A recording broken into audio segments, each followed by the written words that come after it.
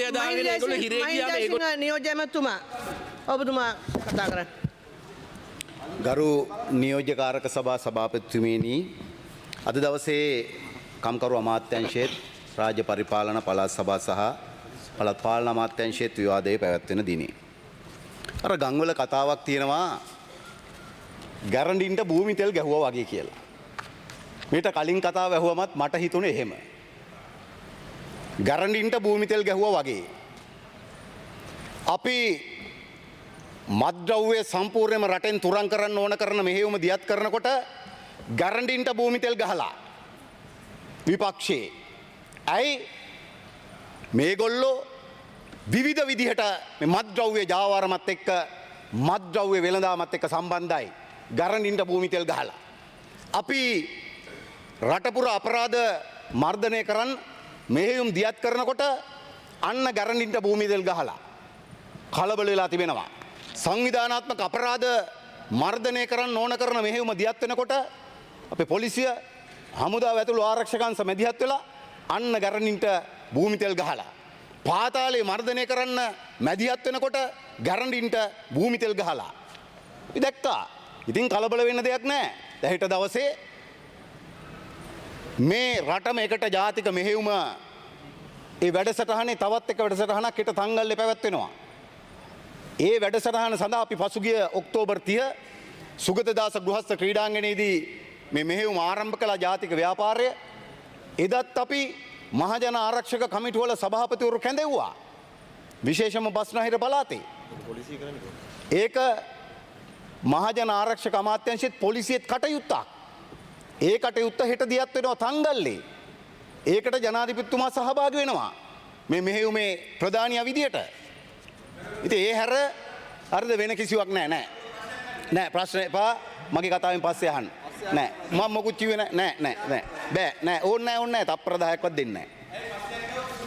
ඔව්. ඕගොල්ලන්ගේ ප්‍රශ්න වලට ඇත්ති තරම් උත්තර දීලා තියෙනවා. දැන් දුන්නෙත් ඒ උත්තරයි. පොඩ්ඩක් ඉන්නකෝ. දැන් අර මං කියපේක ඔබට අදාළද චානක? ඔබට අදාළද? ගැරන්ඩින්ට භූමි තෙල් ගහවා කියන එක ඔබට අදාළද? ඔබට අදාළද? ඔබට අදාළ නැත්නම් වාඩි වෙන්න. නෑ මම ඉඩ දෙන්නේ නෑ. මූලාසනෙන් ඕනනම් ඉඩ ගන්න මම දෙන්නේ නෑ. ඒ නිසා ඊටාම පැහැදිලිව අද මේ විවාදේ දවසෙත් මේ විවාදයට අදාළ නෙවෙයි වෙන දේවල් තමයි කියන්නේ. හැමදාම මේක. ඇත්තටම මේ අයවැය විවාදය කියලා කියන්නේ ආණ්ඩු පක්ෂ විවාදයක් නෙවෙයි. මේක විපක්ෂයේ විවාදේ. මේකේ කාලය වෙන් කරද්දිත් විපක්ෂයට තමයි වැඩි කාලයක් වෙන් කරන්නේ. ඇයි? ඔවුන්ගේ විවාදේ. ඔවුන්ට අවස්ථාව දීලා තිබෙනවා මේ අයවැය තුල අපි විශේෂම අද දවසේ මේ අමාත්‍යාංශ දෙක තුල කරපු වැඩ මොනවද? කරන වැඩ මොනවද? ඒ වගේ තියෙන අඩුපාඩු සාධනීය විවේචන ඒව පෙන්වලා දෙන්න. ඒ මොකක්වත් නැහැ. අර රුපියල් 200 කම්කරු අපේ වතු කම්කරු ඒ සහෝදරුන්ට වැඩි කරනකොට ඒත් ගැරන්ඩින්ට භූමි තෙල් ගැහුවා වගේ. මේ ඔක්කොම මේ විපක්ෂය ඔක්කොම විරුද්ධ හැම පක්ෂයක්ම. එකක් විතරක් නෙමෙයි. අද එහෙම තත්ත්වයක් මතුවලා තිබෙනවා. නිසා ගරු නියෝජ්‍ය කාරක සභා සභාපතිතුමියනි මම කැමැති මේ විවාදයේ තුලත් ඒ වගේම පසුගිය දින කීපෙත් මතුවෙච්ච කරුණු කීපයක් පිළිබඳව කරුණු පැහැදිලි කරන්න. එකක් තමයි දැන් මේ විශ්‍රාමික ගැටලුව. මම එකක් කියන්න ඕනේ මේ විපක්ෂයේ සමහරුන්ට සමහර කරුණු නොදන්න දේවල් නොකිය ඉන්නවා නම් හොඳයි. තමන්ගේ නොදන්නාකම ප්‍රදර්ශනය වෙන්නේ නැහැ. විශේෂයෙන්ම මේ විපක්ෂ නායකතුමා ඇතුළු මේ සැලකියුතු පිරිසකට මට කියන්න ඕන නොදන්න දේවල් කතා නොකර හිටියොත් හොඳයි. ඇයි? දැන් මේ විශ්‍රාමයට ප්‍රශ්නේ. මොකද්ද විශ්‍රාමයට ප්‍රශ්නේ? එකක් තමයි මෛත්‍රී රනිල් සජිත් ආණ්ඩුව 2016 හදපු ප්‍රශ්නේ. 2016 1 සිට විශ්‍රාම ගියපු 1 ලක්ෂයකට ආසන්න විශ්‍රාමික ප්‍රමාණයක් හිටියා. ඔවුන්ට ඒ මොහොතේ ලැබිය යුතු විශ්‍රාමයට ලබා දුන්නේ නැහැ. ඒක කල් දැම්ම 2020 දක්වා. ඊට පස්සේ මොකද උනේ? 2020 ජනවාරි මාසේ 2 වෙනිදා ගෝඨාභය රාජපක්ෂ ආණ්ඩුවෙන් කැබිනට් එකෙන් තීරණය කරා අන්න අර කල් දාපු විශ්‍රාම වැටුප නොදී ඉන්න. ඊට පස්සේ ප්‍රශ්නයක් මතු වුණා. අවුරුදු 5ක් තිස්සේ ප්‍රශ්න විසඳුවේ නැහැ. අපි අපේ ආණ්ඩුවේ පළමු අයවැයෙන් දැන් මෙතුමා කියනවා අර විශ්‍රාම වැටුප ප්‍රදාන පත්‍රයේ තිබ්බ ඒක දෙන්නලු. යකෝ මේ දැන් ගිය ඒ කියන්නේ මේ 25 අයවැය කියවලා නැහැ. දන්නේ නැහැ මොකද්ද කරේ කියලා. ඒ විශ්‍රාම වැටුප ප්‍රදාන පත්‍රයේ සඳහන් කරපු ඒ වැටුප අධියර 3කින් 25ත් 26ත් 27ත් ජූලි මාසේ වෙනකොට අධියර 3කින් ඒ ප්‍රශ්නේ විසඳෙනවා. එතකොට දැන් රටේ 2024යි 12යි 31 දක්වා සියලුම විශ්‍රාමිකයින් එක වැටුප් තලයකට අපි ගෙනල්ලා තිබෙනවා අපේ ආණ්ඩුව. මේ ප්‍රශ්නේ විසඳලා තිබෙනවා. දැන් ඊළඟට ඉතුරු වෙලා තිබෙනවා අපිට ප්‍රශ්නයක් මොකද්ද? 2024යි 12යි 31 දක්වා විශ්‍රාම ගියපු සියලුම විශ්‍රාමිකයෝ 7,25,000ක් ඉන්නවා රටේ. දැන් තියෙන තව ප්‍රශ්නයක් විසඳන්න. ඒ ප්‍රශ්න විසඳන්න මේ වතාවෙත් අපි අයවැය තුල සාකච්ඡා කළා. අපි වැටුප් සාකච්ඡාවලදී විශ්‍රාම වැටුප් සාකච්ඡාවලදී නමුත් අපිට ඇත්ත ප්‍රශ්නයක් තිබෙනවා. මං හිතන්නේ විශ්‍රාම ගියපු අපේ මේ වැඩිහිටි සහෝදරත්වයේ මේ වැඩිහිටි සහෝදර සහෝදරියෝ ජේෂ්ඨ පුරවැසියෝ මේ කාරණේ තේරුම් ගන්න ඕන. මේ කාරණේ තේරුම් ගන්න ඕන. අපි මේ ප්‍රශ්නේ විසඳනවා ඊටාම පැහැදිලිව. නේද? 2024 කියලා විශ්‍රාමික විශේෂ කණ්ඩායමක් නැහැ. 24යි 12යි 31 දක්වා විශ්‍රාම ගියපු 7,25,000ක් ඉන්නවා. දැන් ඔවුන්ට ප්‍රශ්නයක් තියෙනවා. මොකද්ද ප්‍රශ්නේ? 2025 ජනවාරියේ විශ්‍රාම ගිය යන අයට එතනින් පස්සේ විශ්‍රාම යනට අපේ වැටුප් වැඩිවීමත් එක්ක විශාල වැටුප් වැඩිවීමක් ලැබුණා.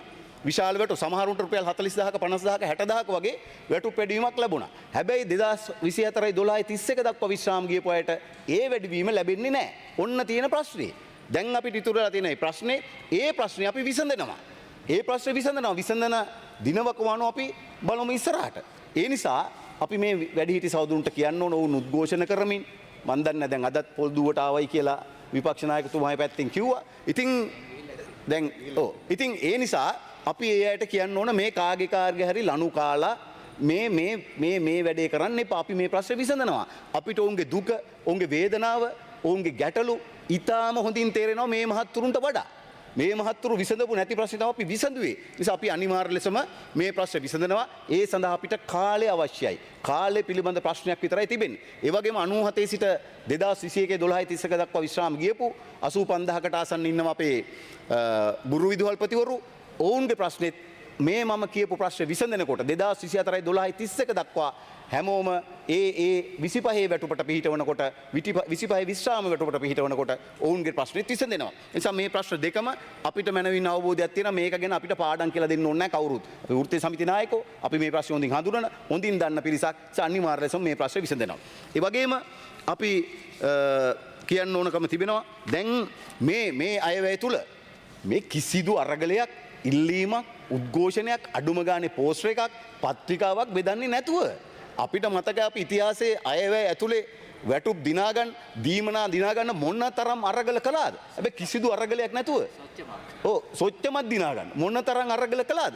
ඉතින් මේ අයවැය පසුගිය පළමු අයවැයෙන් 60ත් 80ත් අතර වැටුප් වැඩිවීමක් දුන්නා. 80%ක වැටුප් වර්ධකේ වැඩි කළා. මේ අයවැයෙන් ගිය අයවැයෙන් ආපදා ණය වැඩි කළා. ලක්ෂ 2.5 ඉඳලා 4 දක්වා. මේ අයවැයෙන් ආපදා ණය ගෙවන්න මිලියන 10000ක් වෙන් කළා. ඒ වගේම උත්සව පූර්ව දීමනා රුපියල් 10000 ඉඳලා 15000 දක්වා වැඩි කරා. ඉල්ලීම් ඉතිහාසයේ තිබුණා තමයි. හැබැයි මේ අයවැය පදනම් කරගෙන සටන් මොකුත් තිබුණේ නැහැ. එවැනි වටපිටාවක් ඇතුලේ අපි ඊටමත් හොඳ නේද ඔවුන්ට විශේෂයෙන්ම රාජ්‍ය සේවක ඉලක්ක කරගත්ත සහන රසක් දීලා තිබෙනවා. ඒ වගේම 130 දක්වා 4ක පොලිස් සහනයක්, 50 දක්වා 50ක පොලිස් සහනයක්, දේපල ණය ලබා ගන්නයිට අපි ලබා දීලා තිබෙනවා. ඒ වගේම 9800ක් ආදේශක නියම් සේවක ස්ථිර කරන් ඒ වගේම අර ගේට්ටු මුරකරු තාම අපි කියන්නේ මේක ප්‍රමාණවත් කියලා. හැබැයි දෙගුණයකින් මතක තියාගන්න 75,000 දක්වා දෙගුණකින් වැඩි කරා. මේක ප්‍රමාණවත් නැහැ ජීවත් වෙන්න. හැබැයි දෙගුණකින් වැඩි කරලා තිබෙනවා. 100කින් ඔවුන්ගේ දීමනාව වැඩි කරලා තිබෙනවා. ඉතින් මේ විදිහට රාජ්‍ය සේවකින්ට ඉතාමත් හොඳ ඒ වටිනාකම් දීපු අයවැයක් බවට අපි මේක පත් කරලා තිබෙනවා. ඒ වගේම තමයි මට කියන්න ඕනකම තියෙනවා විශේෂම අපේ කම්කරුව අමාත්‍යාංශය පදනම් කරගෙන අපි පහුගිය කාලයක් තිස්සේ වැඩසටහන් රැසක් දියත් කළා. දැන් මේ වාහන ගැන කතා වෙනවනේ. මේ වාහන කැබ් ගන්න එක ගැන මේ මාළඟ තියෙනවා අපේ කම්කරු දෙපාර්තමේන්තුවේ දිස්ත්‍රික් කාර්යාල දිස්ත්‍රික් ඉංජිනේරු කාර්යාලවල තියෙන වාහන කීපයක් ගැන විස්තරයක්. හැම වාහනයක් කොළඹ තියෙන අවුරුදු 40ක් පරණයි. ගම්පහ 25යි. කළුතර 25යි, මහනුවර 40යි, ගාල්ල 30යි, යාපනය 28යි, කුරුණෑගල 32යි, බදුල්ල 29යි. අවුරුදු 25ට වඩා වැඩි හැම වාහනයක්ම ඉංජිනේරු කාර්යාලය. ඉතින් කොහොම මේවත් එක්ක වැඩ කරන්නේ? ඒ නිසා මේ වාහන 2000ක් ගන්න තීරණය කළා තිබෙනවා. ඒකෙන් 1775ක්ම රාජ්‍ය නිලධාරීන්ට වෙන් කරපු කැබ් රථ. අර නියෝජ්‍යමතුමා තව විනාඩි දෙකක් කාලයක් තිබෙනවා. මට වෙලාවක් දෙන්නම ආණ්ඩු පක්ෂ වෙලාවෙන් මම සංවිධායකයොත් එක්ක කතා කරලා ඒක වෙලාව වෙනස් කරගමු. මට ටික වෙලාවක් දෙන්න කරුණු ගණනාවක් තියෙන නිසා. ඒ වගේම තමයි මේ කම්කරු දෙපාර්තමේන්තුවේ තව වැඩිපුර විනාඩි දෙකක් කාලයක් ඔබතුමාට ලැබෙනවා. අපි විශේෂයෙන්ම කම්කරු දෙපාර්තමේන්තුවේ අපි අවධානය යොමු කරලා තිබෙනවා අපේ නීති අනපනත් වෙනස් කරන්න. විශේෂයෙන්ම මේ වන විට තියෙන කම්කරු පනත් 14ක් අපි තීරණය කළා තිබෙනවා කොටස් 4කට වෙන් කළා මේ කම්කරු 50 සංශෝධනය කරන්න. ඒකත් කියනවා පරණ එකලු. නෑ පරණ එක නෙවෙයි. අලුතෙන් අලුත් 54ක් හදන්න. කාර්මික සම්බන්ධතා පැත්තෙන් එකක්, ශ්‍රම පෙමිති පැත්තෙන් එකක්, වෘත්තීය සුරක්ෂිතතා හා සෞඛ්‍ය පැත්තෙන් එකක්, වෘත්තීය සමිති පැත්තෙන් එකක්. අපි 54ක් විදියට මේ දැනට තියෙන 50 සංශෝධනය කරන්න අපි තීරණය කළ තිබෙන මේ කමිටුව දැනටමත් අවස්ථා 4ක් රැස් වෙලා අපි වත් කරලා තියෙන විද්වත් කමිටුව කැබිනට් අනුමැතියෙන් ඒක අවස්ථා 4ක් රැස් වෙලා දැන් මේ 50 සංශෝධනය කරන්න ඕන කරන කටයුතු දියත් කරමින් තිබෙනවා. ඒ වගේම පෞගේ කාලයක් තිස්සේ කම්කරු දෙපාර්තමේන්තුවේ අපේ අමාත්‍යාංශයේ මේ නිලධාරීන් උට පුහුණු සැසි තිබිලා තිබුණේ නැහැ. උට පුහුණු වැඩසටහන් තිබිලා තිබුණේ නැහැ. උට විශාල ගැටලුවක් බවට පත් වෙලා තිබුණා. නිසා අපි පහුගිය කාලයක් තිස්සේ පුහුණු වැඩසටහන් 387ක් පුහුණු වැඩසටහන් 387ක් දියත් කළා තිබෙනවා. 39420ක් ඒ සඳහා සහභාගී වෙලා තිබෙනවා. ඒ විතරක් නෙමෙයි අපි පහුගිය කාලයක් තිස්සේම තවත් වැඩසටහන් රැසක් දියත් කළා. විශේෂයෙන්ම අපේ අමාත්‍යාංශයට තිබෙනවා තවත් ආයතන ගණනාවක්. අපේ ශ්‍රම අධ්‍යයන ආයතනය, ඒ වගේම වෘත්තීය සුරක්ෂිතතා සෞඛ්‍ය සම්බන්ධ ආයතනය, මේ ආයතනත් සම්බන්ධ කරගෙන රට පුරාම වැඩසටහන් රැසක් දියත් කළා. ඒ වගේම මිනිස් බල හා රැකීරක්ෂා දෙපාර්තමේන්තුව මේ ආයතන පදනම් කරගෙන අපි වැඩසටහන් රැසක් දියත් කළා. අපි විශේෂයෙන්ම මිනිස් බල හා රැකීරක්ෂා දෙපාර්තමේන්තුව පදනම් කරගෙන ප්‍රාදේශීය රැකියා පොළවල් අපි දිස්ත්‍රික් මට්ටමේ රැකියා පොළවල් 24ක් දියත් කරලා තියෙනවා. 9968ක් ඒ සඳහා සහභාගී වෙලා තිබෙනවා. ඔවුන්ගෙන් සැලකුතු පිරිසක් ප්‍රතිලාභ ලබලා තිබෙනවා. ඒ වගේම ප්‍රාදේශීය රැකියා පොළවල් වෘත්තීය පොළවල් අපි 220ක් දියත් කරලා තියෙනවා. ඒ හරහා 27932කට ප්‍රතිලාභ ලැබිලා තිබෙනවා.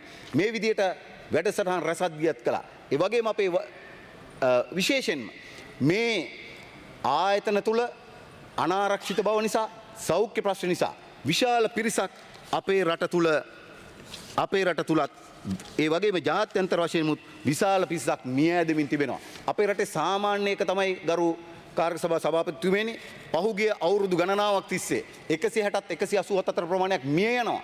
තව මාරාන්තික නොවන අනතුරු වලට ලක් වෙනවා. මේ නිසා ඔබ දන්නවද රටේ ජාතික ආර්ථිකයට සිදුවෙන හානිය 104ක් ජාතික ආර්ථිකයට සිදුවන අපේ රටේ නම් ඒක ආසන්න වශයෙන් ඩොලර් බිලියන 4ක්.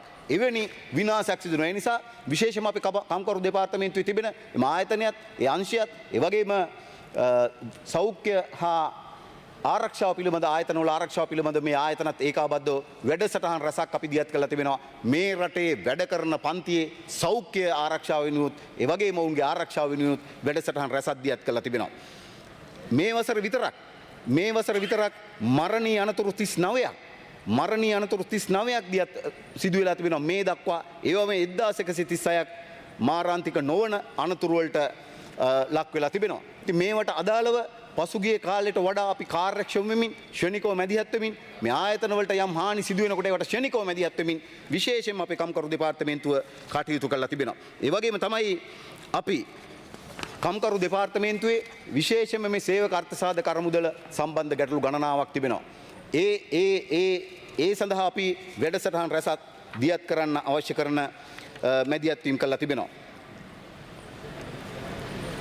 සේවක අර්ථසාධක අරමුදලේ සමාජිකින්ට මේ තමන්ගේ ගිණුමේ ශේෂය ගරු මන්ත්‍රීතුමා කාලය අවසන්. හරි අවසන් කරනවා. ගිණුමේ ශේෂය නිවස සිට බලා ගන්න පුළුවන් වෙන විදිහට ඒ වගේ මේ සේවක අර්ථසාධක අරමුදලේ මහා බැංකුවේ සහ ඒ වගේම අපේ අරමුදලේ එකම ඩිජිටල් වේදිකාව. මොකද මේක දෙපැත්තක තියෙන. එක පැත්තකින් කම්කරු දෙපාර්තමේන්තුවේ අනිත් පැත්තෙන් මහා බැංකුවේ. නිසා අපි මේ එකම ඩිජිටල් වේදිකාවට ගේන්න ඕන කරන මෙහෙයුම් දියත් කරලා තිබෙනවා. නිසා අපි කියන්න ඕනේ විශේෂයෙන්ම අපේ අමාත්‍යාංශය පසුගිය අවුරුද්දක් කාලයක් තිස්සේ මීට කලින් කතා කරපු අයටත් අපේ කතිකයින් සඳහන් කළා වගේ NLAC එක ජාතික කම්කරු උපදේශක සභාව අවුරුදු 1.5ක් තිස්සේ පසුගිය ආණ්ඩුව විසින් කැඳවන්න නැතුව තිබුණේ. අපි ගෙවුණු කාලේ 6 වතාවක් කැඳලා තිබෙනවා. සේවක පාර්ශ්ව ඒකාබද්ධ කරගනිමින් ආණ්ඩුව ලෙස අපි මැදිහත් වෙමින් මේ ප්‍රශ්න निराකරණය කරගෙන කාර්මික සාමය පවත්වාගෙන යමින් රටේ කාර්යක්ෂමතාවය නිෂ්පාදනය ඉහළ දාන්න ඕන කරන මැදිහත් වීම සිදු කරලා තිබෙනවා. පහුගිය කාලයක් තිස්සේ මට එක තප්පර 30ක් දෙන්න මම ඉවර කරනවා.